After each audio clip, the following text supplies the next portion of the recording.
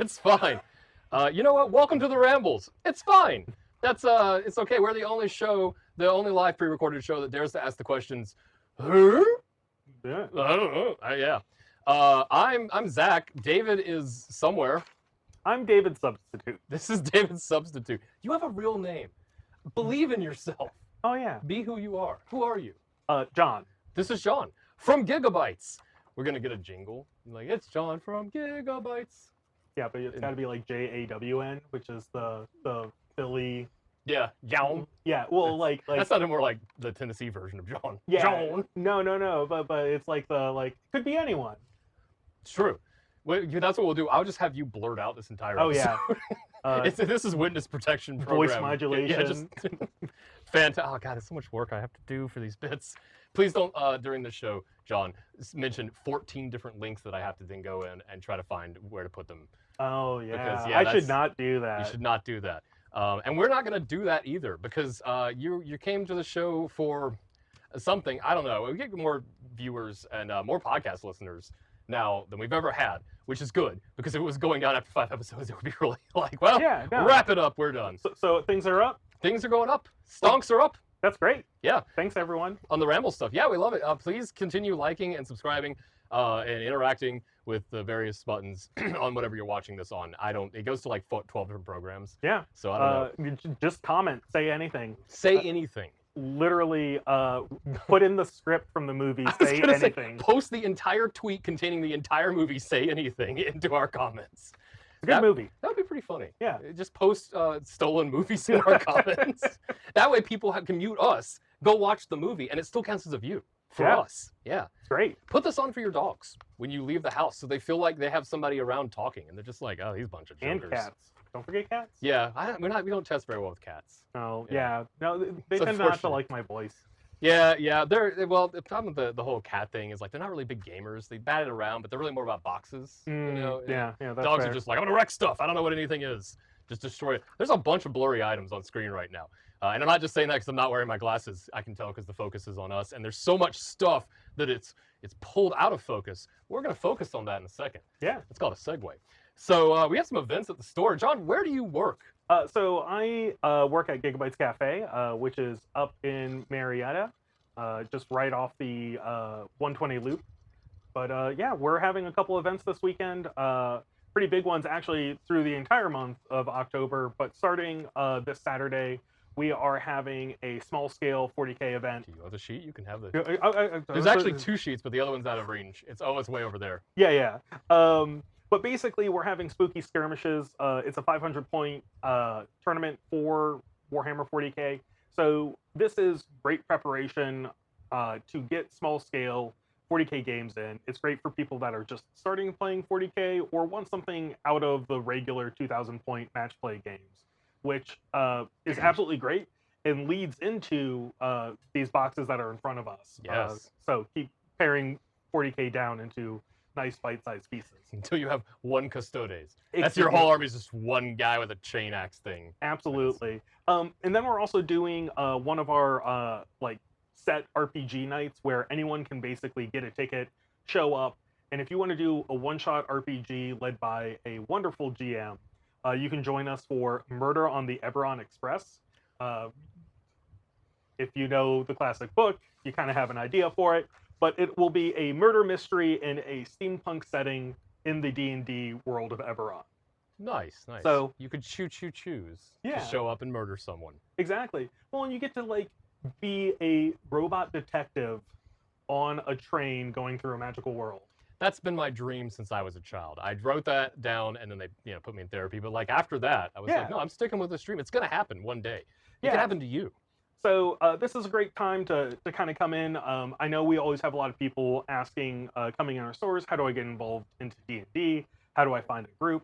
This is a great way to dip your toes into it and have that preset group to you, so you can kind of get to know some of the community.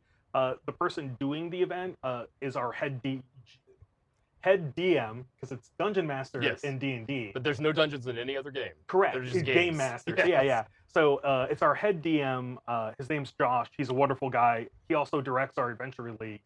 So going to this, great way to get introduced to folks, have a good night, have a nice structured game, and then play a little D&D and do something different. Yeah, with the new edition, I know a lot of people are now going like, okay, what is this? Like, it's kind of wild to think that there are people who had just never interacted with Dungeons and Yeah. Dragons, because it's 50 years old at this point. It's old enough that like you feel like everyone kind of has, but we're maybe just big nerds. Yeah, and like it keeps getting more and more mainstream and popular. We saw the huge uptick in D&D with Stranger Things, right? Makes sense. But now we have, Game of Thrones that has come and gone.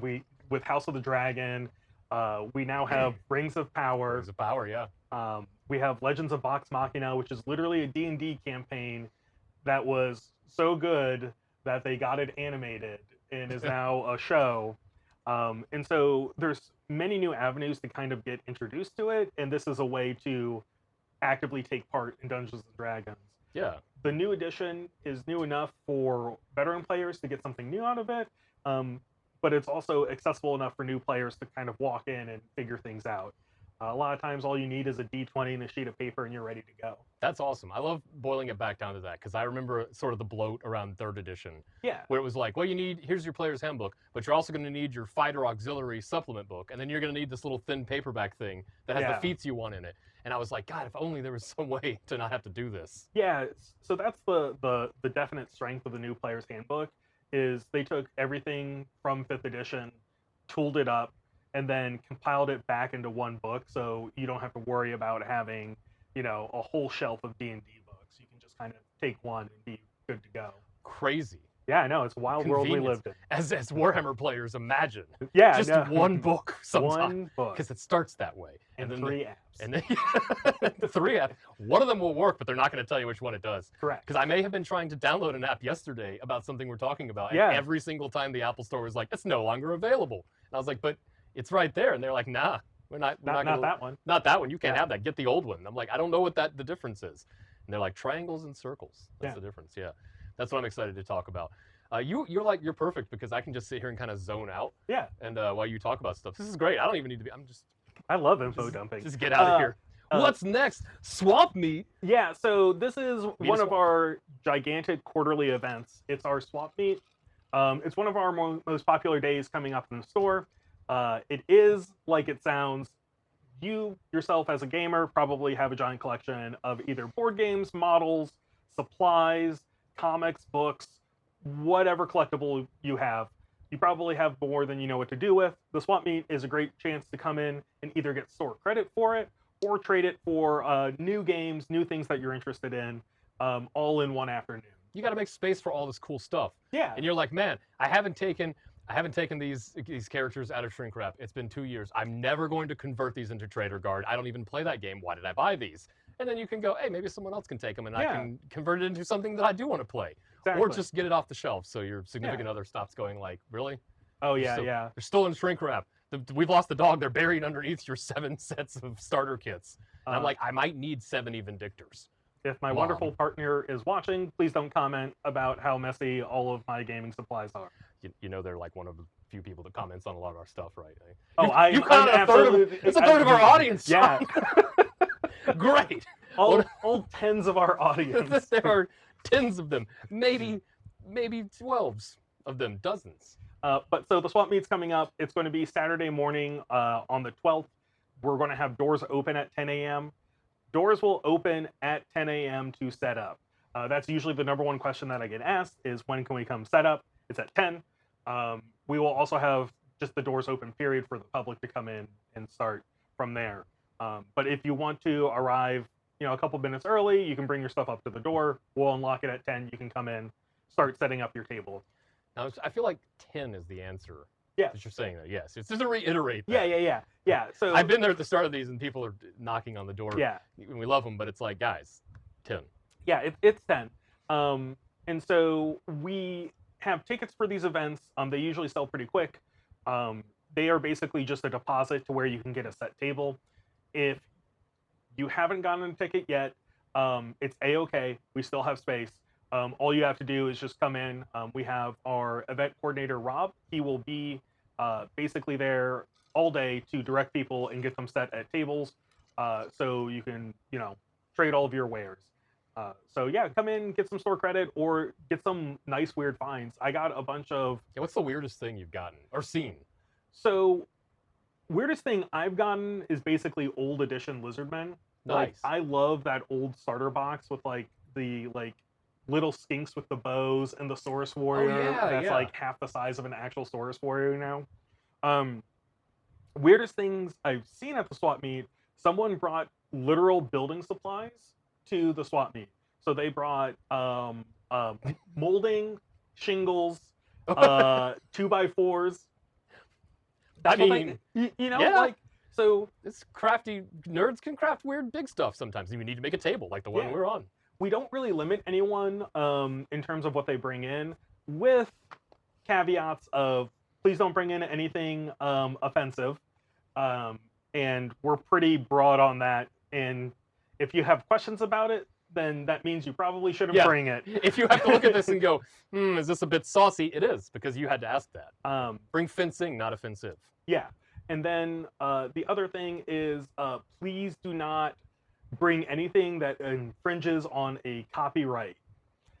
So this is. I can't sell my bootleg Rush Hour 2 DVDs anymore. No. Oh, man. So you can't do that, which sucks, I know. Bummer. God, that was my whole side hustle. But the big thing is 3D prints of, like, let's say Warhammer models, right? Let's say it. Yeah. Because that's what it is. So please don't bring those. We cannot have those being sold or traded for anywhere near the vicinity of Giga-Bites Cafe. Yeah. So those I are imagine really... nothing illegal as well. Like, don't Yeah, bring like a gun. I count that as in the offensive part. Yeah. Like I find like illegal to be in the offensive realm. Oh, I can see that. Once again, very broad. If you have to question it, don't yeah. take it to a game store on a Saturday morning when kids are. Please don't. But yeah, so it'll start at 10 a.m. It'll run all the way till 4 p.m. Usually the big traffic is there at that like 11 to like 1 p.m. mark. Mm-hmm. So if you're looking to find and pick up some great deals, come early. But we'll have folks all the way to 4 p.m. and it's a really great day. It's lots of fun. It is pretty cool, and it's also inside, so that's kind of nice too. Is you're yeah. not getting outside in the sun like a real flea market kind of thing, where it's like I'm here to buy some cool stuff, but I am melting the whole way. Absolutely. You can come in, get a coffee, and then walk the tables, find something nice, find some out of print model that you might be looking for that someone brought in, and pick it up and then go home and brag about it online. Start a new pile of shame. Yeah, exactly. Yeah, I got a Chaos Knight Titan there a year ago, specifically to kit bash into Gargant pieces. And how'd that go? It looks cool, and people are really weird because they're like, you had a $200 model that you broke into like 4 different pieces, and I was like, yeah, but I didn't spend the $200 because I got it at the swamp meet. Yeah, swamp meets are great for that. Yeah, you didn't say conversion pieces. You didn't say I couldn't bring a horse. I just want to point that out. That wasn't on your list. Unless you're saying horses are offensive. Now, horse girls are our other half of our audience, John. Oh no. That's it. So no. I'm putting you on the spot. Can I trade a horse for Warhammer? We can't have animals in the store. It's a service horse. Then yes. I've been around horses my whole life. That would be the worst thing. They're so dumb. It would lead you into traffic on purpose. But I can see people wanting it. Right? Like, like definitely horse girls being like, oh, I don't need an emotional support dog. I need an emotional support horse. It's really hard to get on the plane. Yeah. The horse is freaking out the whole time, too. Like, a horse just makes your anxiety worse because the horse, a horse story. I was watching, because I had horses for barrel racing a long time ago. And I watched one of my horses who was sort of falling asleep while eating grass in the sun. He tooted from his booty. Mm-hmm. That scared him so much that he jumped up and then kicked his way through a fence, dragging the wire after him into the woods. So that's your service horse right there. Perfect. It's a malicious animal. The horse is like, finally. Yeah. Rubbing his hooves together. Yeah. Well, you read this whole thing from like memory, or you're an amazing newscaster and you only glanced down briefly.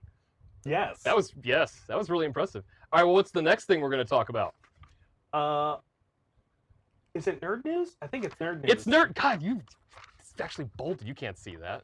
There's no camera 2. I just showed it to camera 2. It's off. So this weekend, we have a couple things going on at the same time, which is really cool. Locally, it's DreamHack. Yeah. So DreamHack is hosted in Atlanta. It used to be just a big video game convention. Now it's like every convention Yeah. eventually grows into like gets all of it. Yeah. But while that's going on, it's also Warhammer Day. Yeah. And so we have two big Warhammer events going on at the same time. DreamHack is hosting the like team tournament for Warhammer 40K, which we have a couple of friends playing in, for better or worse. I have a couple of friends. Yeah. This is the best show You're ever. at least involved tangentially in the chat with these people that are playing at DreamHack. I do sometimes go to that chat when we accidentally butt dial and see who answers. Yeah. That's the best part of that chat. But while that's going on, while a incredibly competitive event for Warhammer 40K is going on, Games Workshop will be hosting their annual Warhammer Day to celebrate whatever anniversary of Warhammer this is. I think it's like number 26 because last year was 25. Maybe, but it feels like it's been. I guess Citadel has been around longer than that. Correct. Yeah. Yeah. So they're not counting when we first started making D&D minis. They're counting, I believe, Warhammer itself. Yeah. But what are we expecting with Warhammer Day? They only wrote down Warhammer Day, October 5th on there. Okay. No. So obviously, there's always the like, oh, they're gonna release new models. Is it a new edition? Like that's the kind of the scuttlebutt that goes around. The new hotness is kind of in front of us. Yeah. So with that, they're doing a reveal show on Saturday, and this will be going on Saturday the 5th, not the 12th like the swap meet. But this Saturday will be a reveal show that basically covers pretty much all of their game systems with a couple of caveats. But the big one, the caveat, the airplane game that I forgot the name of. That's dead. Oh no! It's right out there on the shelf. We were gonna play ground. No, it's What is Dead May Never Die. It has been rolled into Legions Imperialis. Oh, that's kind of cool. Yeah, I could see that. Unless you played one of the Xenos races. Darn, I think I had the Orc box. I'm sorry. So I never painted them, so I wasn't gonna play that game. Legions Imperialis took Adeptus Titanicus and Aeronautica Imperialis. And threw it all together with little tiny dudes in addition to tiny robots and tiny planes. So even tinier. Yeah, everything's together now in one game and works cohesively together. But they're no longer like three separate tiny games. It's one complete tiny medium-sized game. Yeah. How many tinies adds up to a medium-sized game? I do like that because you can just be like, hey, here's my entire army. Yeah. Right here they are. My bigger guys painted them for me. They're just little. I love the models where it's like the little guy holding the little epic figure. It's like Space Marine, Space Marine. Definite hobby inception. But this reveal show coming up will be focusing mainly on Age of Sigmar, which is the new edition that came out. I know that game. Yeah. I was going to say it's your game du jour. It's my jam. I've heard it's. I don't know if this is a rumor because I read things on Reddit and then I half remember them. Yeah. I've heard it's pretty chaosy. Like that's the kind of thing that they're going for. And they showed that new Chaos Sorcerer, the 5th alternate Chaos Sorcerer sculpt ever. I'm slightly upset as someone who is a fan of the Tzeentch flavor of Chaos. The person being named Zarketh with the same TZ at the front as Tzeentch. I was like, oh, this guy will be like a Tzeentch themed sorcerer. No, he's just spooky. He's just a regular guy. He kind of looks like oh my god, one of the bad guys from, I think, Army of the Dead, where he's got like that skull mask with the horn out of it. Yeah. I wonder if that's maybe completely on purpose. Probably. That could very well be. I mean, because he's also holding the Necronomicon, you know, like. All right, so we're on to you. Yeah. Because there's a Stormcast that comes out that just has a long strike, but it's a shotgun, and then a blade on his arm. We are on to this. I'm all for that. But with the chaos stuff for Age of Sigmar, Prisoners with Jobs to Darkness, Slaves to Darkness. I actually got that. Anyways, Slaves to Darkness is the next faction book coming out. Skullamastides. I like Prisoners with Jobs. I said the 2. I didn't say a T. You didn't hear that. But they're the next faction coming out after Stormcast. And so we should see reveals coming up for those factions for Age of Sigmar. But more importantly, there's rumors of a big relaunch of Warhammer Underworlds, which is their small scale kind of board game-esque. Card game. That game has had a weird identity. Correct. Because at first it was like, here's everything you need. And then it was like, we're not going to let you use some of those cards in competitive, but if you buy this army box, you get some cards you need. Right. And then it was like, we're just kidding. Here's all the cards you need. And then like a month later, hey guys, sorry, so you can't use some of those cards in tournament. And it got a little confusing to keep up with. Yeah, so it's a limited card game with miniatures and a game board that you play on. And so it has been clunky as the game has progressed and they learned. But theoretically, this should see a new relaunch of it. And who knows how wild they're going to get with the rules and such. It could be either a completely new rule set, like these boxes in front of us, or it could be a streamlining of what they've had before. But we should see a new Underworld's warband of Stormcast Eternals. Finally, I don't have enough. Right. That's the one thing the line is lacking is Stormcast Eternals. 5? Is it like the 5th warband? Please tell me it's at least got one Night Quester so that I have 13 Night Questers. Zero idea what it is. It's all Night Questers again. So what I will say is in the Skaven Tide book, there was talk of one of the main characters was a Night Quester that went to go help out stuff. But then the other side of the starter box should be Skaven, specifically Clan Skyer, which we saw the little bomb rat for. Yeah. Oh, that's right. I did think that guy was pretty cute.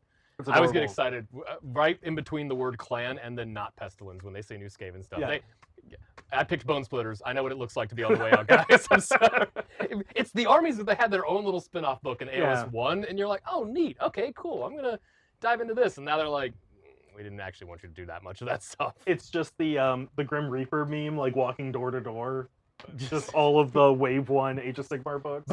Bone Splitters, Skaven Pestilence, half of Stormcast, but just kidding, here they are, but they're slightly different, but you can also use the old one. Beast of Chaos. Beast of Chaos. May they rest in peace. Pour one out. Oh, they're in Kill Team now. Yeah, they are. That may be the Kill Team that I picked because I was like, I'm bad at 40k. The armies I want to play are Wold Eaters and Beastmen. The armies that don't really play 40k, they play melee. Yeah. So, in a 500-point tournament, is that just Angron? Do you just put down Angry Ron and you're like, here he is? So, in all honesty, like the 500-point little mini skirmish event that we have, I have no idea what the list building restrictions are or if there are any. I mean, I personally would love it just to see 3 guys show up with each of the Chaos Primarchs and just be like, this is my list. That would be really cool looking. Yeah. May be good, may not be good. You know, there may be a silver bullet, but either way. I feel like you don't care if you bring one model. Yeah. And you're just like, here we go. Yeah. But yeah, so the Warhammer Day reveals coming up Saturday should be really exciting with everything going on. Yeah. And it'll kind of give a more clear roadmap than the previous roadmap that they gave last presentation. They got their graphics designer. All right, Mr. James Workshop, we're talking to you. Yeah, correctly. The graphics designer for Warhammer Community. I get it. I do graphic design for stuff. I work for a game company. I have to do things like that sometimes. Those maps are always just a little bit confusing because it's sort of like go down and then up and then sideways and then some question marks will appear. To me, it's a mood board of what's coming.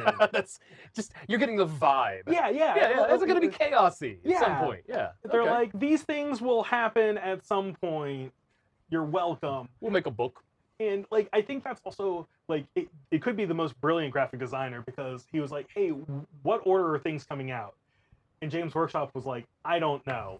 And he was like, how do I represent that? And James Workshop was like, good luck, chap. Then he pulled a thing and his propeller hat came out and he flew away into the sky. And they were like, is he Inspector Gadget? God, I only can hope that that's the case. I think that the James Workshop, because remember, I don't know if you remember the oldness of this. At one point they had the horse that was in the advertising, and then they introduced James Workshop the person. I think that's a proxy. I think the horse is actually running the thing, and he's scared. So either one. There's currently an online petition to get James Workshop to bathe in a vat of Nuln oil and rise up from it like Baron Harkonnen. Yeah. That's like the old army painter like dip and flick. Yeah. Is someone going to then flick Games Workshop? I hope he sits on an office chair and they just spin him around really fast. Look, it filled in all the crevasses. The model has natural shading now. How expensive? I mean, because they're free. But how expensive would a bathtub of Nuln oil be?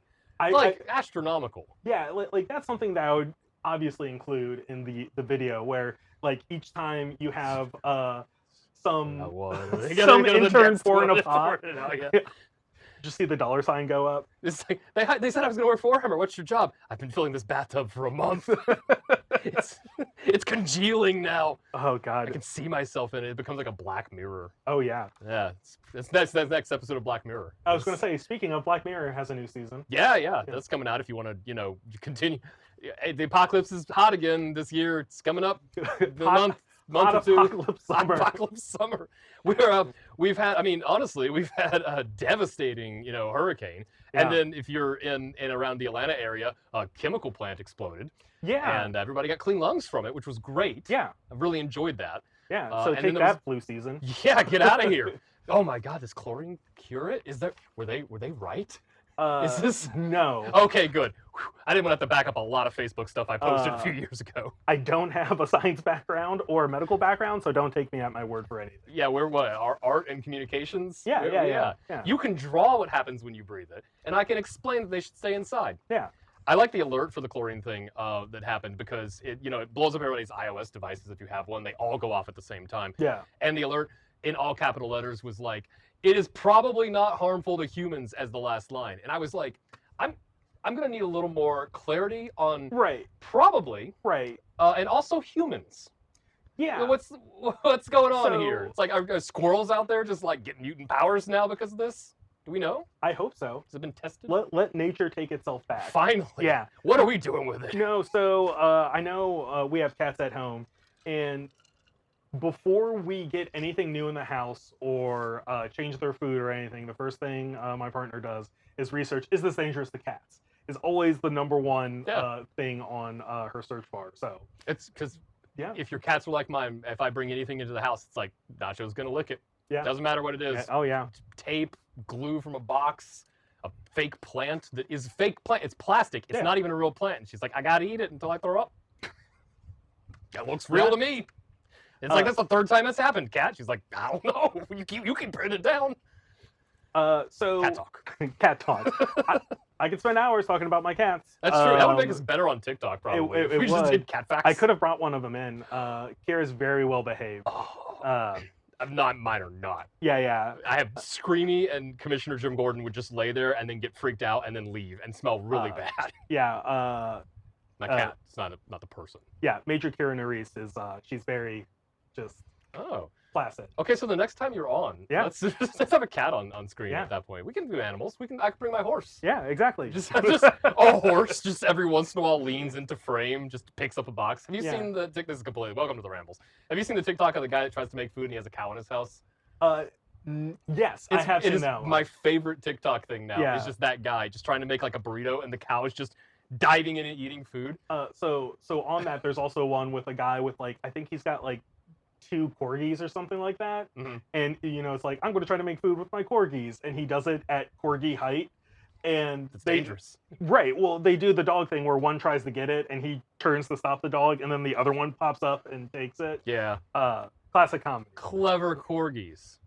Horses are not that smart. They just both fight each other and then they both get scared. And nobody gets the food. Horses. If you've taken 2 things away from this episode, it's Warhammer Day is on the 5th, and they're going to talk about stuff, and horses are dumb. Yeah, just anti-horse rhetoric. This is Zack.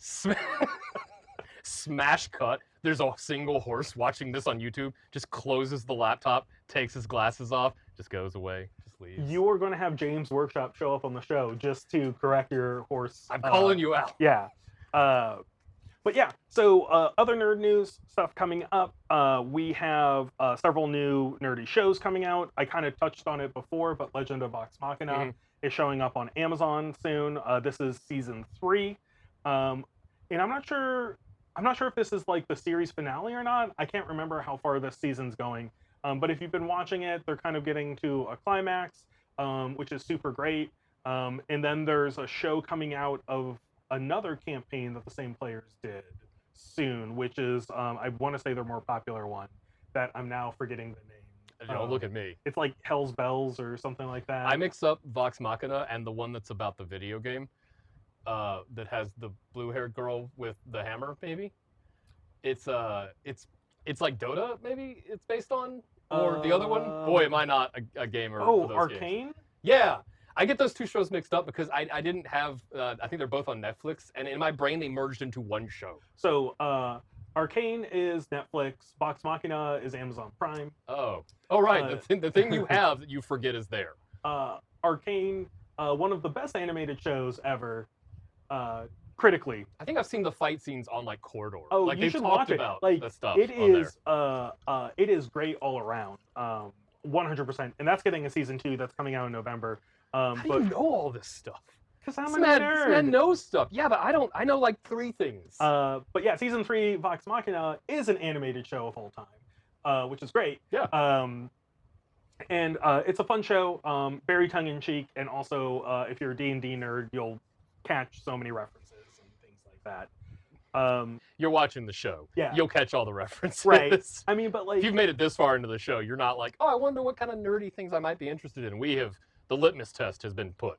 So, I mean, with all that, we also have a lot of great nerdy shows going on concurrently. We have Agatha All Along that's going on Marvel. I'm still down with it. Yeah, no, we watched some more of it last night. It's very good. I just like Catherine Hahn a lot. They just were like, here's some scenery, eat it. Yeah, and what is it? Patty LuPone is just an absolute gem. Yeah. But then we also have the Penguin going on for Batman fans. I didn't want to slap the table because the microphones, but the Penguin, a show I didn't think I wanted, and I have a huge Batman tattoo. Yeah. I love Batman, and I was like, the Penguin.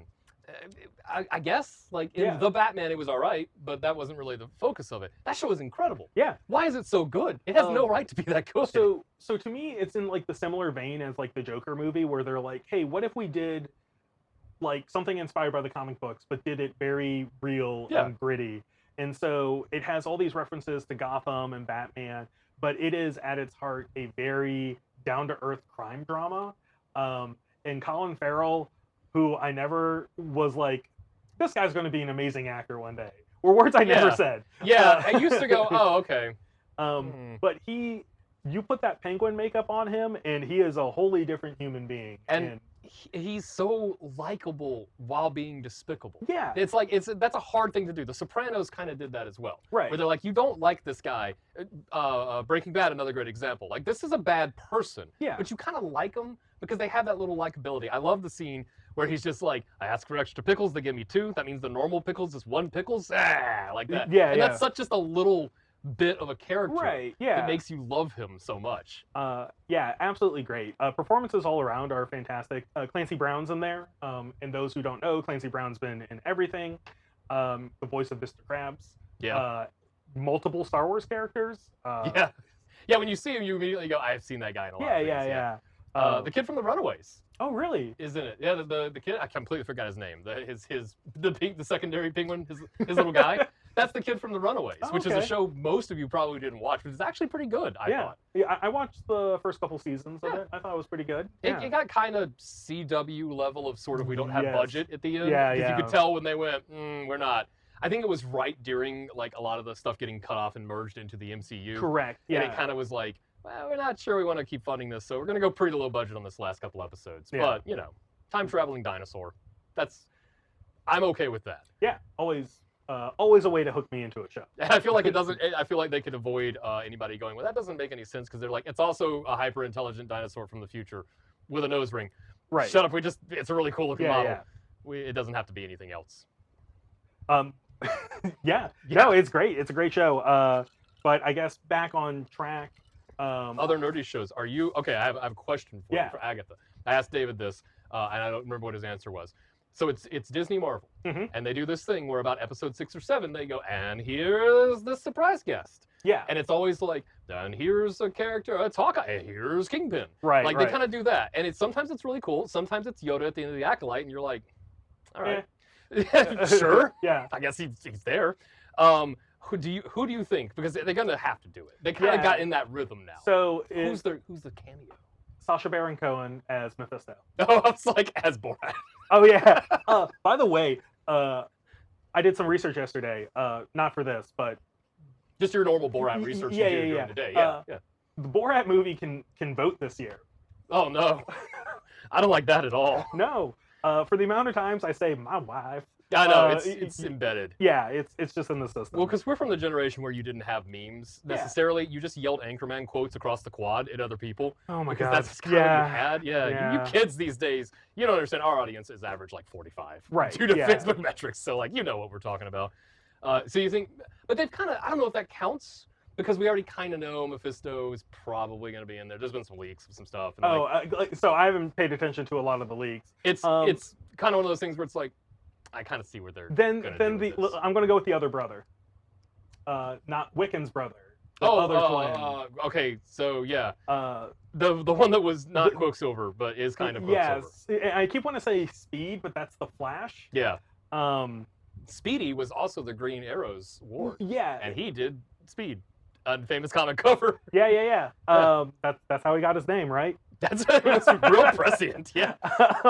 No, I can't remember the name of the other brother. If you know the name, put it in the comments. Wiccan's brother. Wiccan, yeah. Are you saying that you think that's probably Wiccan? It's not a spoiler if you're saying that, because it's an opinion, because we don't know. We're watching it along with you. So I think it's Wiccan. I think it's one of the twins made manifest through whatever has gone on with the Scarlet Witch. Everything. Yeah. And so it would make sense to have the little Speedy brother like come in at the end, or just like all of the Young Avengers, like just get that would be pretty cool. What is it? Kate Bishop, Stature. I guess Miss Marvel would be, even though she's been in the movies now. Yeah. She's graduated celebrity-wise. Right. She would still be. Yeah, she would still be in there. The next wave of marketable adults until they age out of comic book movies. Yeah, they're gonna make them do this until they're 95. Exactly. You're going to have to. Sorry, Hugh Jackman. Sorry, Hugh Jackman. Did you see Deadpool 3? Yeah, no, he was great. I thought it was CG until I saw the behind-the-scenes stuff. No. Yeah, no, he's just dehydration and working out constantly. Yeah. Poor guy. I know, he's like, I just want to sing operas and be in broad plays. And like, no, work out until you die and then do this. That's what you're going to do. I mean, it's a paycheck, right? Dude, I would take that paycheck. Yeah. I would take it. You need me to stand around and let Deadpool make fun of me? All right. Yeah, easy peasy. I'll be killed. I'll be Headpool. Yeah. Floating around. I'll do the voiceover for that. Oh, Nathan Fillion? Yeah. I love Nathan Fillion's one of those guys that also is in like a ton of stuff. And you go, that sounded like the guy. I think that was the guy. Yeah. Lots of voice work. Same with his buddy Alan Tudyk. Was that Captain Hammer? I think that was Captain Hammer. Yeah, he was Captain Hammer. Yeah. So that's what I know him from. His most famous role. Right. Yeah. That everyone definitely gets that reference at home. Absolutely. One of our 3 other watchers. Another early 2000s movie, much like Borat. Yeah. We're old. We're actively graying. Silent Hill 2 remake. Oh no. I remember when that came out. I don't want to look at the sheet anymore. The bottom is just my kidneys. When it's a Silent 2 remake, is it like a show or is it like a new game? It's I believe, and correct me if I'm wrong, internet at home. Well, hold on. I'm getting some news in from our offsite correspondent Ryan. It is a game, yes. Your yes had a question mark on it. I don't know if we can trust offsite reporting Ryan. He just rolled his chair back away. He doesn't want to. He's not in the show anymore. Quick to the internet. Quick, look it up. You're on a device. Minimize this, but don't close it, and look it up. I believe it is the remake of the original Silent Hill 2 game. Kind of like how they keep remaking Resident Evil 4. Got it. And updating graphics and fixing bits and stuff like that because they were like, this was the banger. Yeah. I'm not super into scary games, but I understand it's scary season. It is spooky season. And Silent Hill 2 was very scary. Yeah, it was. I would caveat, I think it was scary, but also PlayStation 1 level scary. We were kind of like, oh, that would be spooky if it had more pixels than a Cybertruck. Right. But it doesn't. No, so I'm kind of like, all right. Listen, it used its 10 pixels per model to the best of its availability. To get Pyramid Head. You're like, oh, that guy's cool. What's that? And it's like, well, we could render the body pretty well. And then we got to the head and we were like, we ran out. We have 4 pixels left of Pyramid. Done. So yeah, that's coming, which is fun, and plenty of other spooky stuff. Yeah, you can get all kinds of spooky stuff at GigaBitesOnline.com. Yeah. Or in store. Including all this stuff in front of us. Let's talk about this stuff. We have put it off for too long. This paper's out of here. I don't need that anymore. One time I threw that card and it looped around and almost hit me in the face. And it was like, it swung, it was right off camera. Gold. That would have been absolutely... If you watch the shot, I do this and then I go, what? Because it came like right over the side there. That's the time I became a pirate. Like the cords, what are they? Corsair Void Guard, the Course Guard Void Sayers. Yeah. So those are this. I guess let's do we should the probably broad do the broad two things. broad. Oh, two We have things two things first. that aren't Okay, cool. this. We have none of this is gonna show up particularly well because we have so much. It's all super reflective as well. Check Yeah. out the shiny box. And if you're on the podcast, sorry. So the box Zack is holding is from Star Wars Shatterpoint. It is Good Soldiers Follow Orders. Star Wars Shatterpoint is one of the 3 Star Wars miniature games that Atomic Mass Games puts out. This is the small scale skirmish one. Yes. And it's very character heavy. These are the Stormtrooper, Special Forces Stormtroopers that are from... Bad Batch. No, is it? No, Yeah, no, because no, Crosshair is the leader. no. This isn't Crosshair, This is it? Crosshair right Oh there, my yeah. god! Oh, I knew a Star Wars thing. Sorry, this is from their Clone Wars day before they were Bad Batch. Yeah. That's what it is. I think, yeah, or is this when they go bad? After he has kind of left Bad Batch. Boy, we're getting into some Bad Batch lore. Yeah. Here. I faintly remember that show. I liked it, but I do not recall most of it. Yeah. Like it's like a lot of Star Wars stuff you watch and you're like, that's neat, and like a year later, you're like, I think I saw that. Yeah. Yeah. But if you're a Bad Batch fan, please correct me in the comments on what period this is from. Star Wars fans never go into the comments. To Yeah, correct yeah. people. One of the most calm groups on the but- internet. But they're all in black stormtrooper outfits without like any characterizing marks to them, which is why I think I gotta say this has to be from their Clone Wars days because Yeah. like it's all of them. It's Hunter. You can see the guy with the legs. Oh. You can see the heavy guy. I actually thought these were unpainted. Like I was looking at like, why did they put unpainted? Because you can't see this. Well, look at the back. The rock is super well painted. He has a tactical rock. Yeah, yeah. And I was like, oh, wait a minute. They are painted. They're just really done. The Yeah. black and dry brushed kind of metal look. And so this is a blessing and a curse of Star Wars and Star Wars fans being incredibly accurate to the shows and things. Yes. So these will be very close to how they showed up in either the Bad Batch or Clone Wars. They are 40 millimeter scale, which is larger than your standard 32 millimeter scale that like Warhammer 40K is, or the other Star Wars Legion miniature game is the 32 millimeter scale. So they're big, they're characterful. They actually take paint very well, despite Zack complaining about the mono. Well, that's just me being monochrome. dumb. I just was like, oh, they're unpainted. Neat. Okay. Because a lot of companies just put the unpainted stuff. Yeah. Legion does that on some of their things where they just Yeah, show you yeah. the unpainted thing on the back. So, But yeah, this is coming out. This drops tomorrow. yes. For Star Wars Shatterpoint.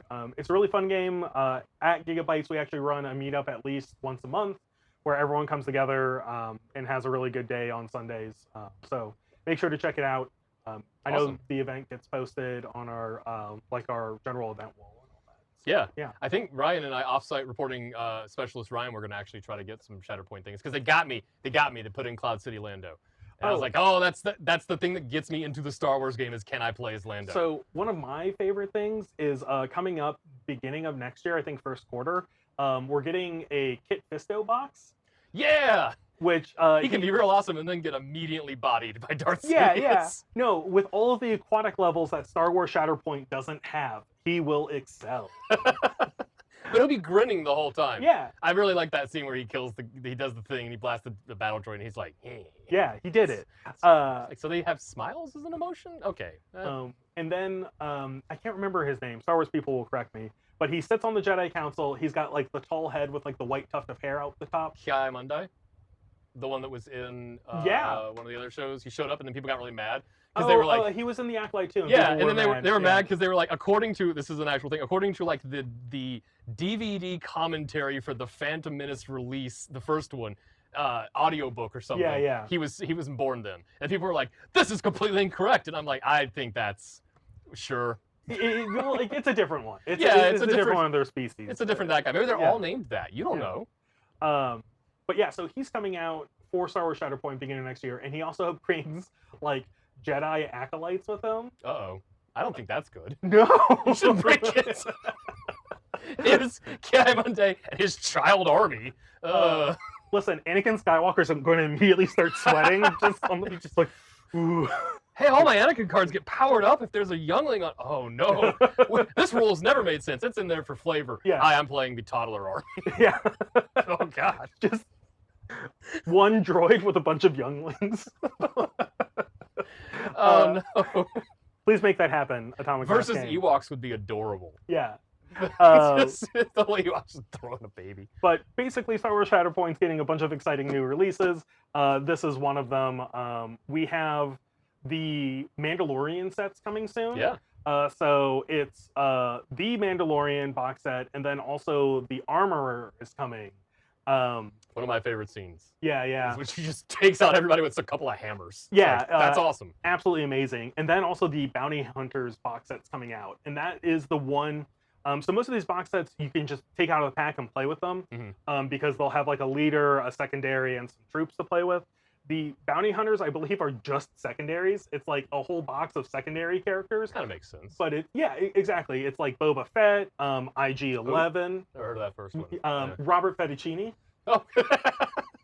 Oh yeah. Now I know who you're talking about. Yeah. You gotta mention the actor. Yeah. No, that's his full name. Robert Fettuccine. Oh, Yeah. Boba Fett Jordan. Oh, okay. Yeah. Oh, Boss nickname. and I believe Dengar. Oh, good. I was like, do they have a guy who looks real dumb with a bunch of toilet paper on his head? Yeah. Beautiful Dengar. Beautiful Dengar. Some of those costumes on that one scene in Empire, we know they were reused. Bosk was a reused alien suit from something else. I think the Dengar costume was like, I don't know, put some stuff on him. Yeah. Make him look like he's gonna have a guy. I feel human. like he tripped through the like Lawrence of Arabia set Yeah, and like rolled into the Star Wars thing, and they're like, "Great, roll." And they're like, okay, all right, I put a dumb breastplate on him that wouldn't stop a laser blade. Good, you're done. Yeah. There you go. Star Wars armor. Why? Yeah. Doesn't ever seem to really work unless you're a main character, and then you don't need it. Yeah. So Star Wars universe, Lando's just running around looking suave in some silk pants, and he never gets shot. Yeah, his face is unscarred. Yeah. But yeah, so all those are coming out this year for Shatterpoint. You can pre-order them on the store if you like. But moving on to the next thing before the big thing is a new RPG coming out from Cubicle 7 called Broken Weave. This is their own IP. So it's really cool. This is something that they created from the ground up, and it is a post-apocalyptic setting.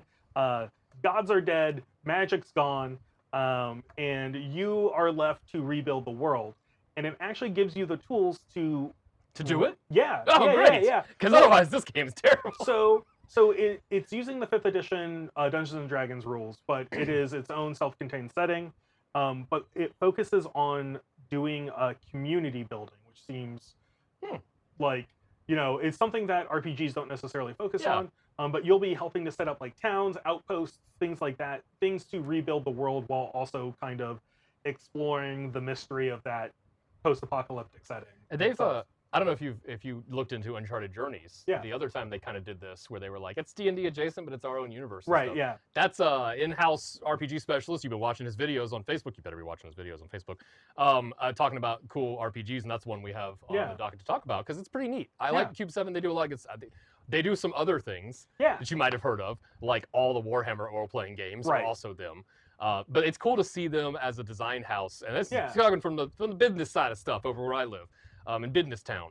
It's cool to see them really start taking like their own IPs and pushing it out because they've, for a while it was this is Warhammer Fantasy, this is Wrath and Glory, Soulbound was awesome, and every time that you kind of go, they're figuring this out, and then boom. And so them coming up with their own settings and all of that, I think is always like the dream for most game companies, where it's like, hey, we love working with licensed material. And they are fans of Warhammer, especially the people who work there I've talked to. They're huge Warhammer fans. Oh, yeah. And so they've always been loving this. But, like, to finally take the exposure and what you've learned from those games and to make something your own is I think, always a design team's goal, right? It's a dream, Yeah. I have definitely been pinned during a conversation. I said one thing about Warhammer Fantasy, the entire trade show team of Cube 7 went off, and I didn't know what anything meant after that, because I got into Warhammer basically when Age of Sigmar launched, even though I kind of knew about it for a long time. That was my, like, I'm diving in, I'm going to play this game. So I was kind of just like, hey, and then it blew up, right? And they're like, yeah, but in the year 400 BC when they were moving in from the north, I was like, wow, okay. Yeah. They know their stuff. Shout out to another podcast / YouTube or whatever, but there's Lorebeards on YouTube. and they have a guy who goes by Lore Master Sotek, who's incredibly versed on Warhammer Fantasy. But then also his co-host was one of the original writers for Warhammer Fantasy roleplay, and he worked with Games Workshop to kind of like hammer out the setting and the timelines and things like that. So it's incredibly informative if you're in that kind of historian-esque Warhammer person. I love putting that stuff on when I paint and just Yeah. like just absorbing it, like 2+ tough and all that. Like, Yeah. give me Oh, some, give me some absolutely. lore. I've been diving into a lot of lore. Oh yeah, check out this game. It's Yeah. on Giga-Bites Online. We're gonna probably see if we can't snag a copy and have Phil do a little review for you and kind of dive Yeah. into like how you can get into it. And you know what? I feel like post-apocalyptic settings that are a little grimdark is kind of on the table today already. Yeah. So we're gonna move this. I have no place to put stuff. Let's put that over there. Look at that. John just whips it out into the audience, the live audience. We're not very funny. They never respond. What's the singular of audience? Sadness? Oh, The singular of audience is you at home. You are the most important person. thank watching you this everyone show. for watching. Thank you. But before we go, which we're not going yet, because we got to talk about this stuff. Yeah, so There's so much stuff on the table. in front of us, and front like of the you. whole range of everything is from the new edition of Kill Team. So the new edition of Kill Team drops this Saturday with a new box set called Hivestorm. Hivestorm's the one that's right in front of me. It's an incredibly heavy box, so I don't want to lift it because it will. It would reveal his secret coffee that's behind Yeah, the box too. Nobody knows about that. Nobody knows about the secret coffee. So Hivestorm box comes with 2 new kill teams, which include the Imperial Aquilons, which is the Astra Militarum drop troopers. Yes. That are taking the place of the old Elysians, if you remember them from Forge World. Your bit. blank stare said A everything. bit, like, I think I've seen the models probably. Yeah. So basically, these are the as high of trained as humans can go before becoming superhumans in the Warhammer setting. So the life expectancy is like a solid 45 minutes. Yeah, exactly. Pretty good returns. And then what they're fighting against is the Vespid Stingwings, which is a alien race of a semi-hive mind insect people. And these insect people are guided by the Tau. They have some sort of alliance together, and the Tau have helmets. That's the best way to describe it. Yeah, some sort of alliance, right? Where we don't disappear you and you do what we say, and then you get food and stuff. Yeah, it works out. It's the farthest the symbiotic relationship can go before it gets to parasitic. Yeah. So these bugs are equipped with enhanced weaponry, tactical stuff, and so basically they're not like your Tyranid bugs where you will, where they're kind of like mindlessly eating or whatever. These guys have thoughts and goals and hopes and dreams. Bug hopes, bug dreams. Yeah. They have guns instead of just like splorting a thing out of them that shoots a thing. I've been playing Space Marine too. I know my Tyranid lore. Exactly. Sports. So it comes with these 2 guys. It comes also with a full kill team board of terrain, which I don't want to undersell that. Basically, there's 4 to 5-ish buildings in there, building ruins. But it goes a long way to actually filling out like a full table of Warhammer. But it definitely makes a table of kill team feel very alive in terms of like cityscape kind of thing. But in addition to that, there's still more models. There's basically scatter terrain in there, which is really cool. But then also from there, there's grenade tokens, which is really cool because you can actually throw like smoke grenades. Yeah. And it'll make like a little smoke grenade token on the ground, which is, I think, neat. I love, and it's a silly thing to love, but I love in war games when you get little things, like a little explosion or something like that, or like, oh, when this guy died, here's the little dead version of him I can put down. Like, it's fun to add in that little extra of silly immersion, even if it does take a few extra seconds. Like, oh, put in the smoke, I painted this. I'm gonna use it. And it's really funny in this that they include like ladders and walkways for the 2 factions that will not use them. But this is future proofing. I was gonna say, it's future proofing. As I said, I picked the Beastmen, so they gotta climb up there. It's very hard for them. But so those are all the plastic minis that come in there. So it's 2 kill teams, buildings, scatter terrain, and the tokens and things like that. And you know what? I'm going to interject 'cause I forgot to tell you this Yeah. before the show. You can check the link below for the unboxing video. Oh yeah. Because I forgot to tell you we're going to shoot an unboxing video immediately after we shoot this one. Oh hey. Yeah, That's so great. we're going to do that so you can see all this stuff. And we're going to go through it and basically be like, look, here's all the models, here's all the sprues and everything like that. Yeah. So you can check it out. You can listen to me go, I don't know what most of this is, but I like the towel bugs. He'll know a little bit more when we're done with this. I've learned a lot, actually. Yeah. I'm glad also they didn't put sights on the top of the towel guns for the bugs because they have like multiple eyes. Seems like they wouldn't need that. I'm sorry to inform you. Oh no! Is that a bug sniper? Yes, there's a bug sniper with a lens to go over one of his 6 eyes. Oh, that's the good eye though. Yeah, That's the yeah, one that he yeah, has to yeah. get. That cuts out the depth perception. Uh, I don't know. It's space fantasy. yeah. What are you gonna do? Well, like they were just given a sniper rifle, right? Like Yeah, I feel like the Tau has money. I don't Yeah. have any reference for this, but I feel like the Tau has enough money to make a special bug goggle. right. So Well, is this a joke? Are they like the joke? They're like, yeah, send the Vespids out. We wha- trained them wrong on purpose. Yeah. And they all throw their heads back and laugh. Fish laugh. But no, the Vespids are used as I guess shock troops where they will like fly down and do scare tactics or whatever, Yeah. and then fly away to safety. If you're just a 40K person and you're just hanging, your life is already terrible. Right. And no matter who you are, you're just hanging out. You're working in your meat farm where you bioprocess cadavers or something to Right, make yeah. you, and then a bug guy flies down and you're like, oh no, the Tyranids are here, and then the bug guy pulls out a Glock and you're like, I am even more confused now. Right. And then the bug guy says something to you. Well, so like they also have stingers. Like all of the Even Vespids better. have stingers, right? There are no rules in their attack profiles to use those stingers. There's no law for the stingers. So like once again, you're a regular Joe Schmo. Bug guy flies down. You see this giant stinger with like that's maybe like 12 inches. Yeah. That could clearly impale you, and then he just pulls out a pistol and is like, "Ha ha!" That's why it's the distraction. Yeah. You're watching the stinger. You're like, okay, maybe I got a chance. If it comes at me, I can bat it away. He's like a big Yeah. bee or something, and he's like, surprise, gun. Yeah. Vespids, practitioners of up close magic. You thought it was this, but it's this. Little known fact about them. Yeah. Yeah. So in this book, or in this box, there are also the Kill Team books, the little campaign guide for this particular box set, Mhm. Hive Storm, to kind of walk you through scenarios and settings, and then also tactical op cards, or crit ops cards. What are they called? They're called This is the approved- approved ops. approved ops cards. So You can't this, get disapproving ops. That's a different one. if Zach was to ask John, what's new about this Kill Team edition? John, what's new about this Kill Team edition? I don't know. Let's move on. Okay, No, let's I go. can. So Wait a yes, no, the bit. Kill Team, this new edition, one of the big changes is when you play the game, you will set up 3 different objectives.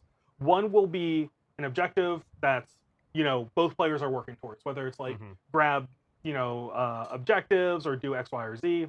Get the football, stand Yeah. on the objective, the kind of standard. Yeah, like, the standard wargaming ones. stuff. Yeah. The next one would be your kill objective, which is, can you kill more things than your opponent can? All right. And Back then, in.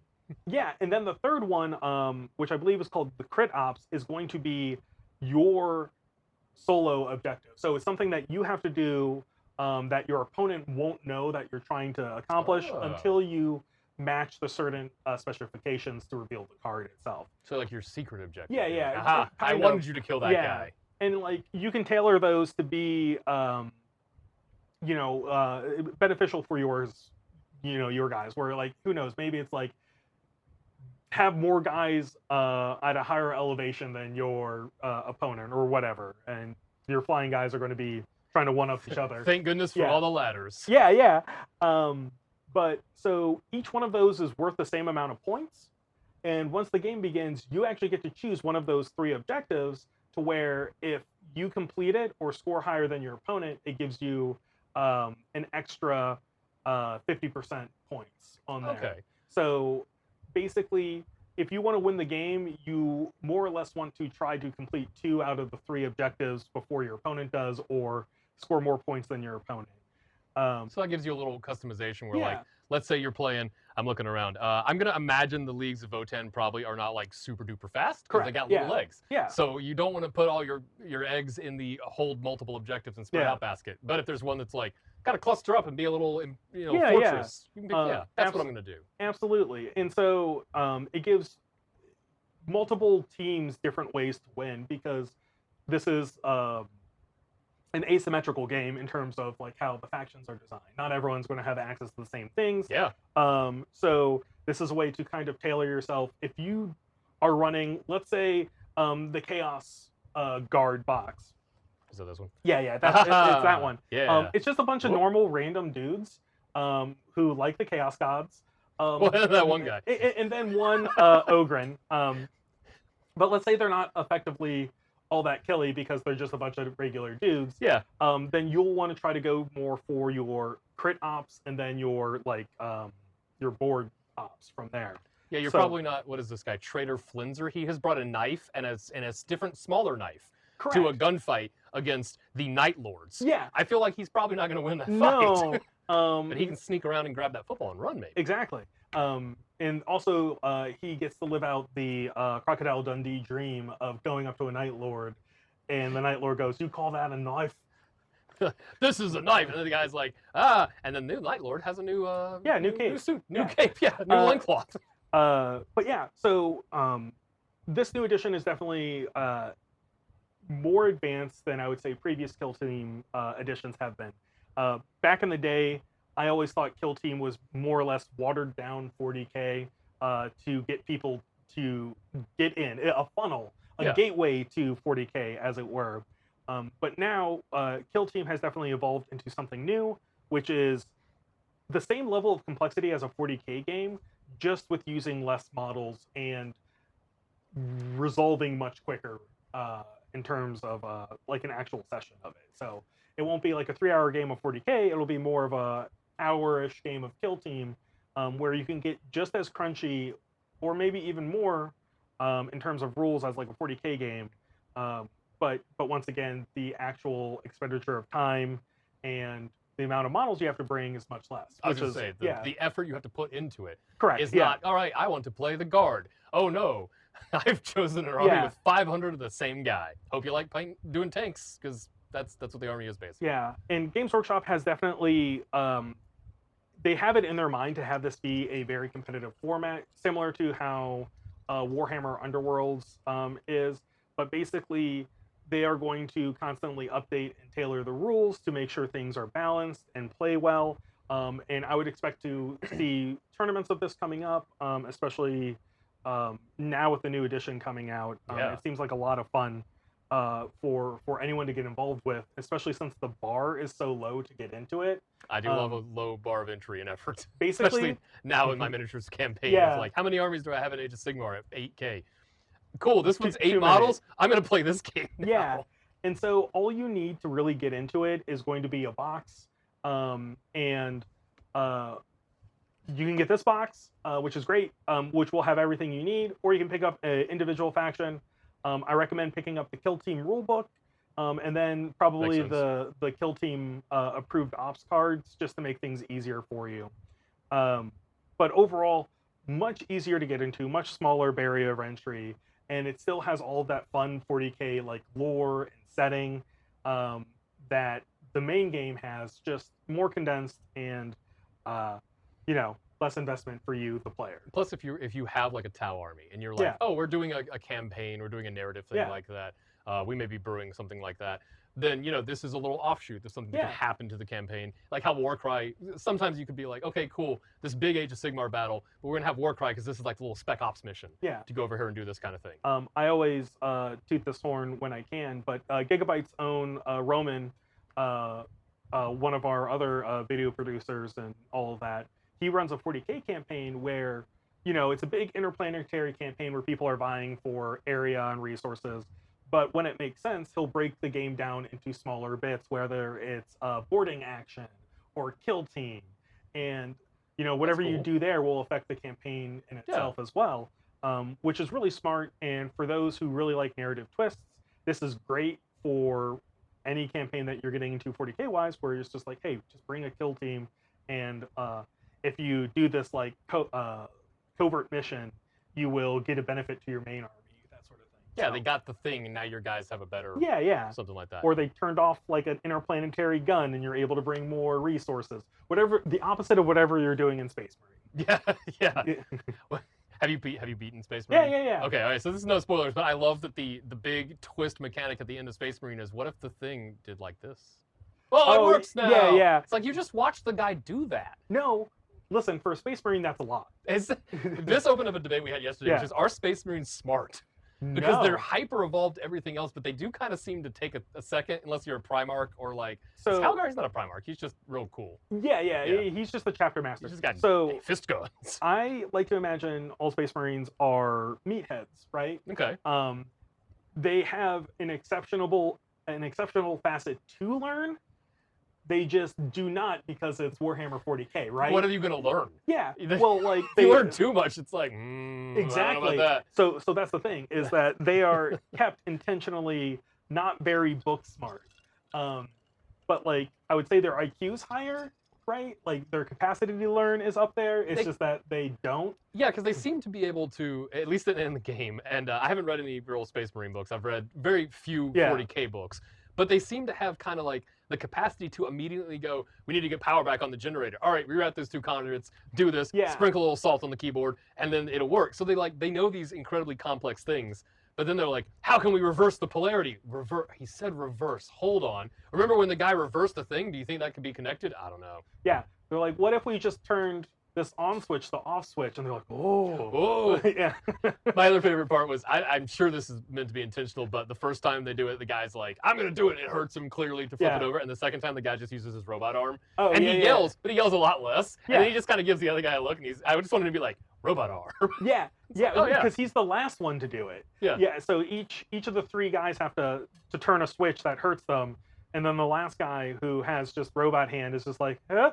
Yeah, robot arm. And there is a look on both the other Space Marines where you're like, why didn't you speak up beforehand? Yeah. Why don't we just let you do all 3 of these? Hold on. But yeah, Space Marine dumb, at least in my headcanon, I don't think they're necessarily going to be quoting Shakespeare, just the litanies of the Emperor. Yeah. And if their problem can't be solved by grunting at it, it's probably more grunting. Yeah. Bigger gun, more grunt. We have to load the grunts into the gun, and then pray, and then the gun shoots everyone. And then we go back and we stand around and we go, that was good shooting. Yeah, we did a good shoot. I think the example of they know how to fix something great, where like a Votan guy could tell you why it works. I love the Leagues of Votan because they can basically look at all the history of the other races except for like Necrons and, and basically be like, no, that didn't happen. Yeah. Why? Well, because we keep records of stuff. Yeah. Also, we were kind of there, cloning kind of. Yeah. So like, oh, there's a dragon of Mars. No, it's not. Yeah. No, we were there. You guys just made that up. We've been watching you. You're real dumb. We don't understand this at all. Well, that's the reason why they're not in the Imperium, because the Imperium's just like, we don't like that. Little people, Xenos, gotta be too smart. Yeah. You're using AI. We don't use that anyway. Get the ship to do this processing for us. Yeah. What do you think that is, people? No, it's the spirit. Listen, in Space Marine 2, motive force. It's like that's just electricity. To unlock the computer, he had to light incense. I know. And do little candles. And... It's a spirit. It's fine. It's fine.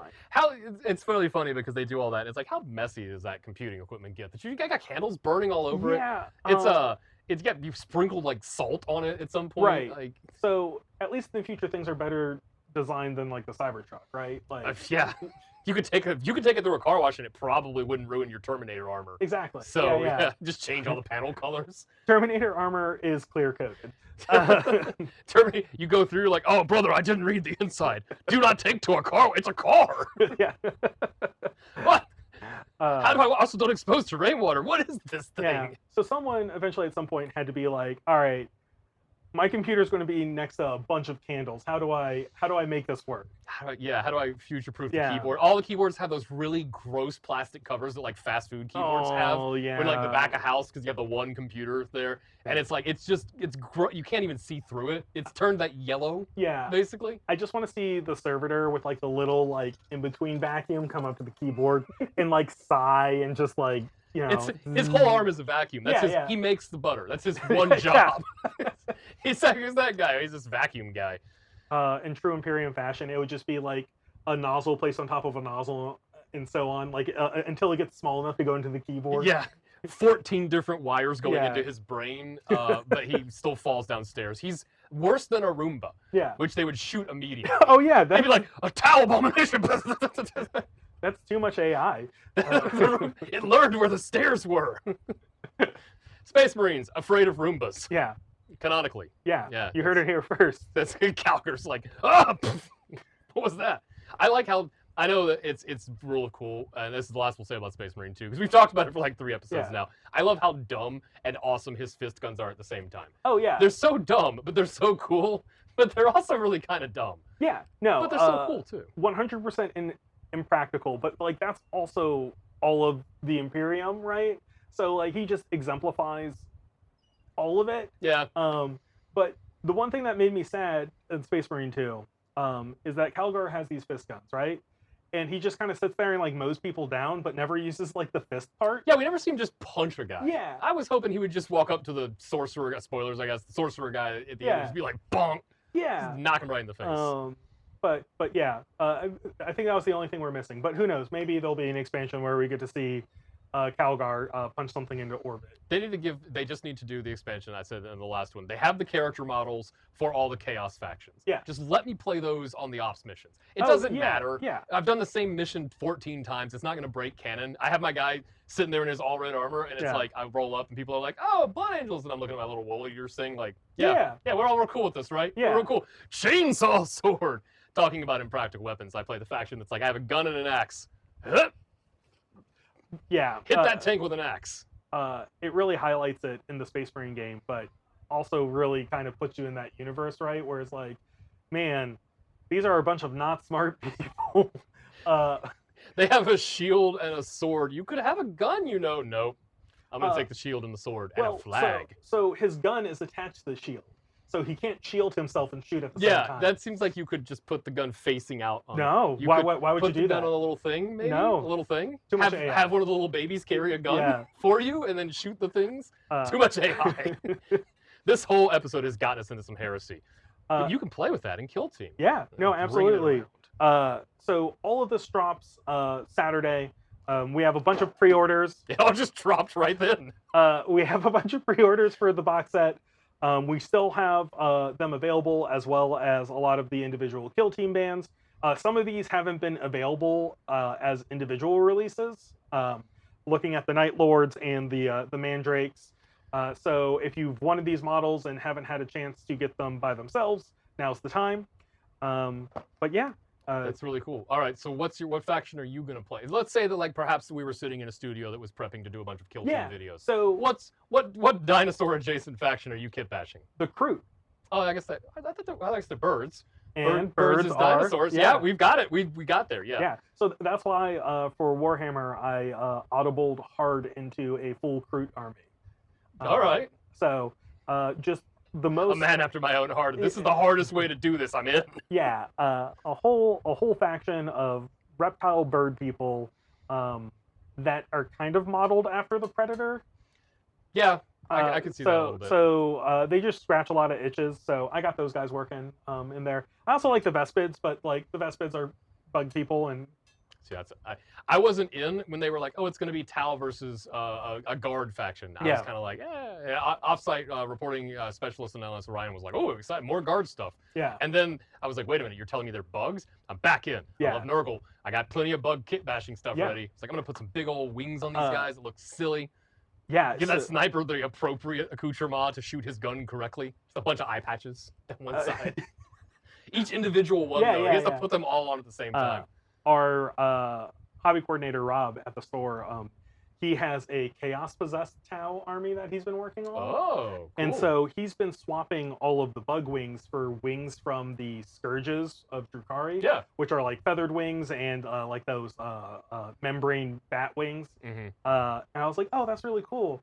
And I was like, oh man, he's probably going to convert things to be like really nurgly with the Vespid wings from there. So Yeah. it's pretty neat. I may be going for the Vespids because I'm Yeah. just like, I keep looking at the one guy on the side. I'm like, yeah, that's really cool, man. Yeah. You get me into a fantasy universe or any game by giving me like the kind of dumbest but also coolest thing. Yeah. That's why I like World Eaters. It's really an army of idiots Yeah. who don't even have good anything, but they're kind of cool as Yeah. well. Those nails be biting. There's They no do. World Eaters kill team. And there's no Custodian. We were joking that the Yeah. Custodians kill team is an orbital bombardment. Right. And then you put down one guy and he just walks up and like, blam, I win, and then leaves. So that is something with this new Kill Team edition. I haven't had a chance to actually look in the rule book. You can do that with your unboxing. But so in previous editions of Kill Team, they let people kind of take whatever faction they were playing, Mhm. with the exception of Knights, the giant robots. Yeah. And they gave you at least one way to play a Kill Team with that faction. I'm not sure if that's still that way in this edition of Kill Team, but I do know that they are planning on rotating out armies Mhm.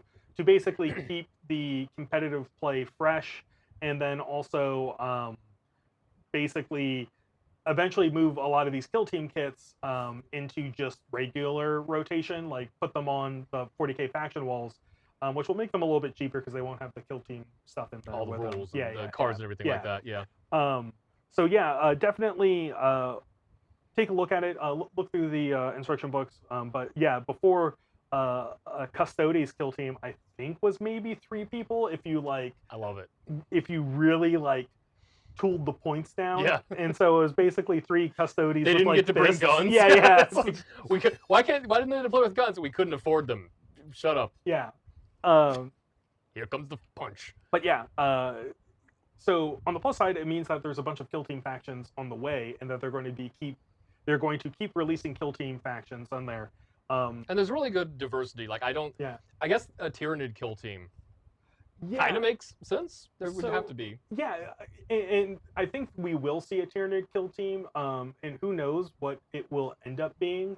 It might end up being something like a Lictor leading Von Ryan's Leapers. Yeah. You know, like, or it could be originally it was like 3 Tyranid warriors, right? Where it's like, oh, that makes sense. Yeah, it's Yeah. big guys. I could see one where it's I don't remember the name, the floating brain thing. Yeah, Neurothrope. Yeah, like one of those. Zoanthrope. Yeah, and Neurothrope. zoanthropes. And Yeah. one of those and like a couple of guys and it's like you Yeah. kind of control them like Exactly. horde mode. That could be kind of fun. So yeah, I expect every faction, with the exception of Knights, to have a Kill Team box at some point. The Knights kill team is you have a counter. Yeah. And at a certain point, you just put a foot down on the table, and anything within like 18 inches of that foot is just obliterated by the weight of that foot coming down. So I would love it if it's. Oh, I hit my mic. Oh no! Oh no! If the Knights Kill Team is just the pilot, it's just one human, and Titanfall style. Yeah, you have to basically run around and try to complete objectives until there's only 4 turns in Kill Team, or 4 Okay. rounds in Kill Team. Like, let's say turn 3, you're like, Big O, let's go, showtime, and you get sucked up into your robot. John, I already felt really old at the beginning of this show. Yeah. Don't remind me of Big O. I love Big O. I love Big O. Big O. Big O. Also made by Bruce Timm from Batman. You could really easily tell. Yeah. It Oh, looks- yeah. I remember watching it and going, is this supposed to be Batman? It's His car is kind of the Batmobile. yeah. It's really wild. It They're sort of has like, yeah, it is kind of just like how Japanese Spider-Man got a giant mech. yeah, Tiger Mech. Yeah. And then Japanese Batman got a giant mech. You gotta have a mech if you go Yeah. to Japan. I went there and I didn't have one. I felt really out of place Yeah. the whole time. Yeah. So free mechs for all.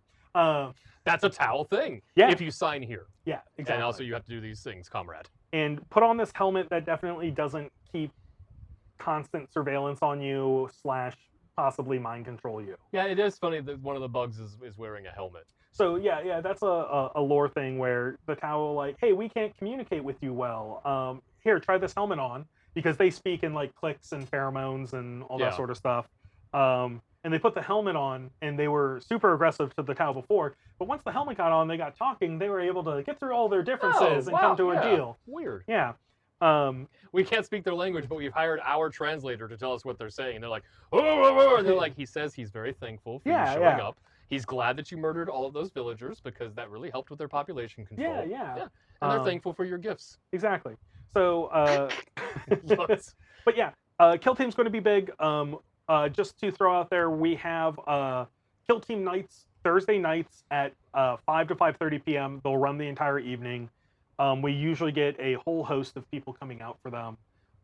We have multiple fully painted boards, wonderful people that will either teach you how to play or gladly play a game with you. So if you are interested in Kill Team and want to learn the ropes, come out on Thursday. I want to say the Thursday following this video should be a really good one because everyone will have their new box and go through the new rules. Great time to learn. It's a great time to jump in because no one's good as well. You're not going to just go up and get just absolutely bodied and you're like, oh, I didn't realize that's how the rules work. It's because everyone's kind of learning together. The most important thing, though, is that the rulers and widgets are now in inches. I was trying not to make the joke. No. But that was the most opaque thing they ever did, which was like measure in triangles. So supposedly it was because of, this is a rumor and I have no way of proving this true or false, but what I heard was basically they couldn't decide on the measurements and the guy basically just used the symbols like square, circle, rectangle, square, circle, triangle as a way to just denote the sides of it. And then when they sent it off to print, they didn't remove those symbols. No. And the symbols got put on there instead of the actual like measurements, and they're just like, okay, we're gonna run with we have to commit now. Yeah, it's canon. Yeah, but luckily this edition, it is less arcane to actually understand, which is great for anyone because as a grown adult, as me and Zach, as we pretend to be, at least combined together we are, we don't have a lot of time to play games or learn games for all that matter. I got 4 editions of Age of Sigmar up here, and every single Liberator is different 12 times. I got Gryph-hounds, they've swapped the 4 and the 3 on the attack profile. Every edition, it's a 3 or 4 and a 4. I can't learn a brand new game unless it's like, oh, this has an easy level to get into. Right. And like I said before, I would say the same general complexity as Warhammer 40K. It's just been moved around to different rules to accommodate a smaller board itself. So. Makes sense. So here's our last question before we go, because this is something I've been kind of ruminating on. And I mentioned it on another show that I'm not going to pitch, but I do another show. And we were talking about, like, is Underworlds and its Kill Team kind of an attempt to get into, like, the e-gaming, like, esports kind of thing? Because it is almost nigh impossible to balance 40K and Age of Sigmar to the point where you can't kind of game the system. Age of Sigmar, I think, is pretty good. Yeah. But there's still some times where you go, oh, man, that's just... There's one thing that stops that army, and I didn't bring it. I'm gonna lose this match.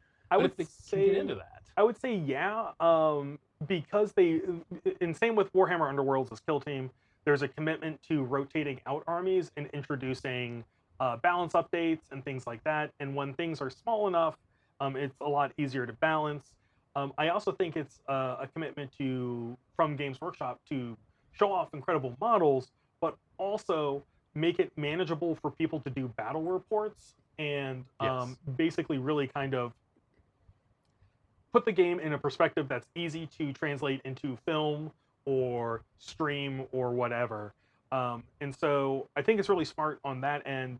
I personally will always love the big full-scale games like Age of Sigmar or Warhammer 40K. But however, watching a live stream of a Warhammer 40K game, it can take it out of you, especially if you don't know either of the armies. And correct. Like, what do they do? What does any of this mean? Yeah.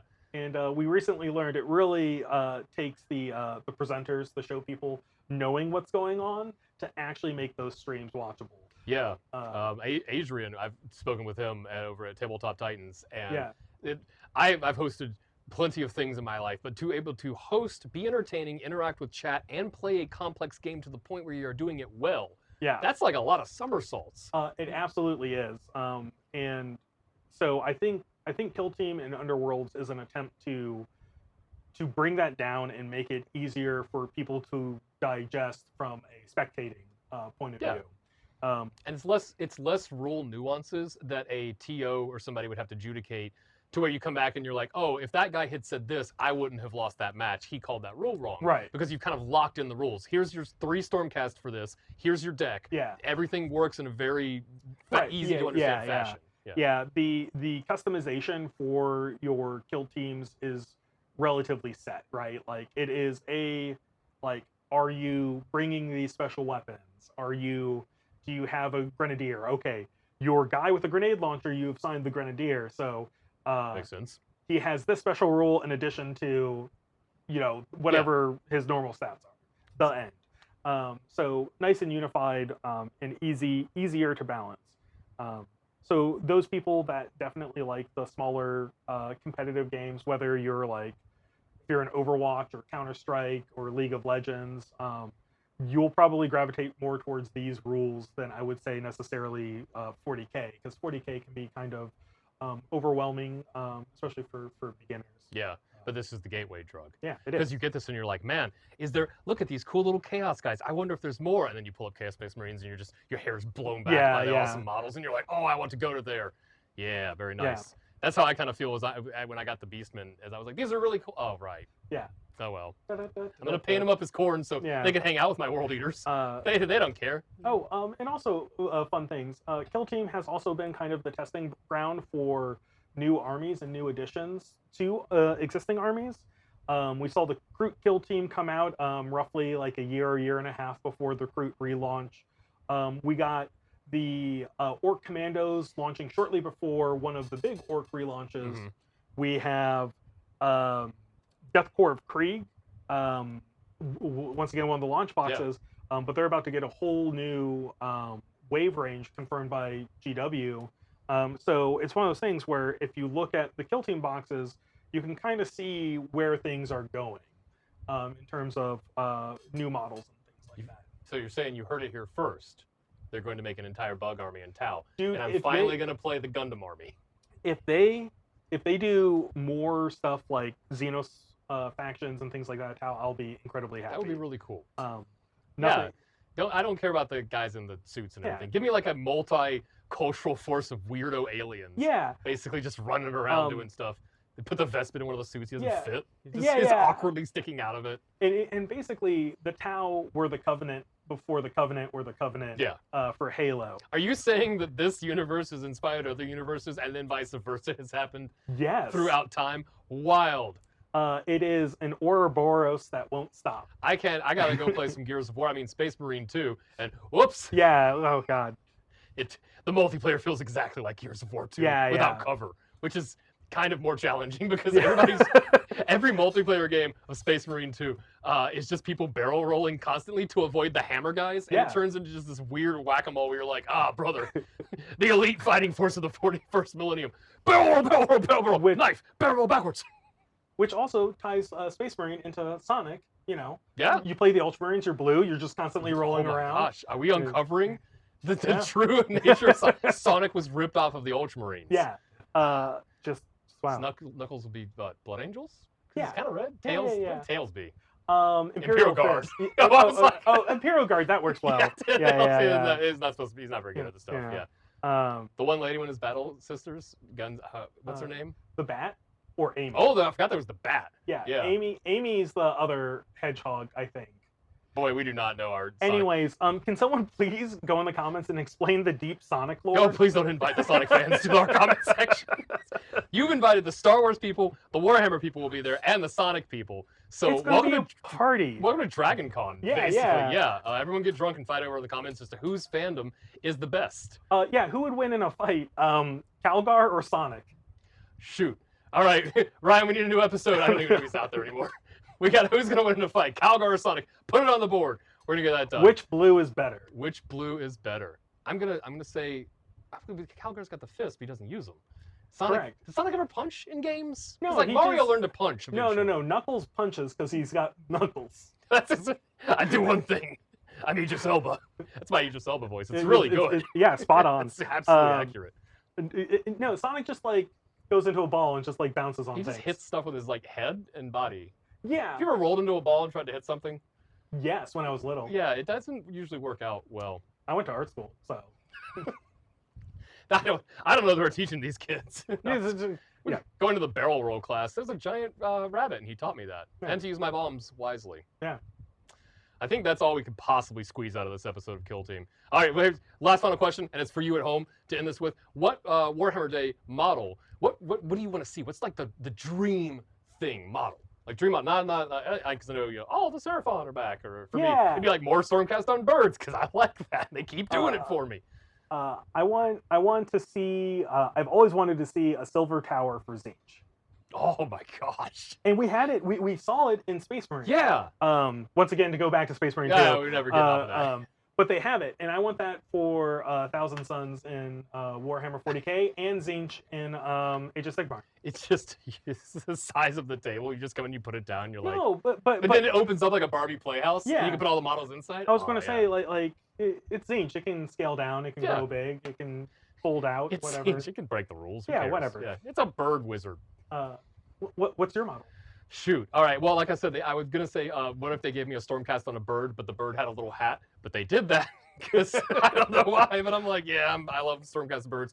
No one's gonna be surprised by this. I want to see like a Gryph-hound champion, because the Gryph-hounds have been a staple in my armies forever, and they've given us a couple of different cool ones. But I want to see one that's just like poofed up, like he's a big bird dog guy, but not all the way up to Gryph Riders. Like a champion Gryph-hound. It won't have any new stats. No, it'll just be cool looking. There's the named Gryph-hound in Scaventide. Yeah. What's his name? It's like Truth or Justice? No. Beaky? No. No. I read that book, and I'll admit I kind of forgot half of that book. Yeah, it's fine. Yeah. It's fine. It's a launch book. It's fine. But no, just character one lets you run as many Gryph-hounds as you want. Oh my god!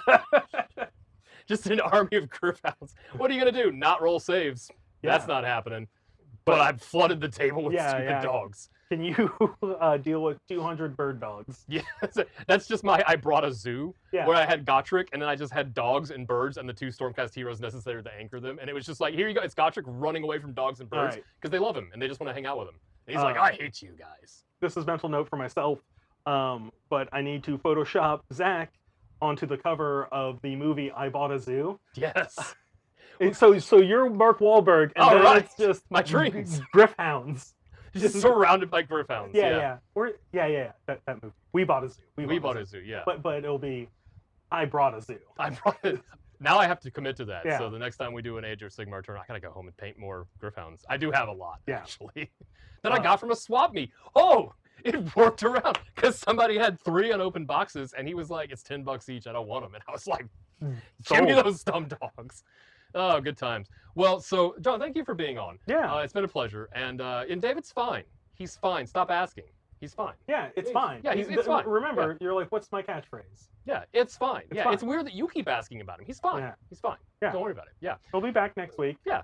Probably. Because he's fine. He's definitely not turned into a puppet by a witch's curse. No. That would be wild. And certainly not something that we're going to have to go off screen. And okay, so they got the college room going. So we're going to go do some completely unrelated magical kind of stuff like that. So come out to Giga-Bites and do spooky stuff. And thank you for watching the Rambles, and hit a like or a subscribe or something, wherever it is on the screen. Who knows? And John, thank you for coming out. Yeah. And thanks for having me. Always, you're a pleasure. And we'll see you next time. Goodbye now. Bye. Bye. Goodbye. Bye, everybody. Bye now.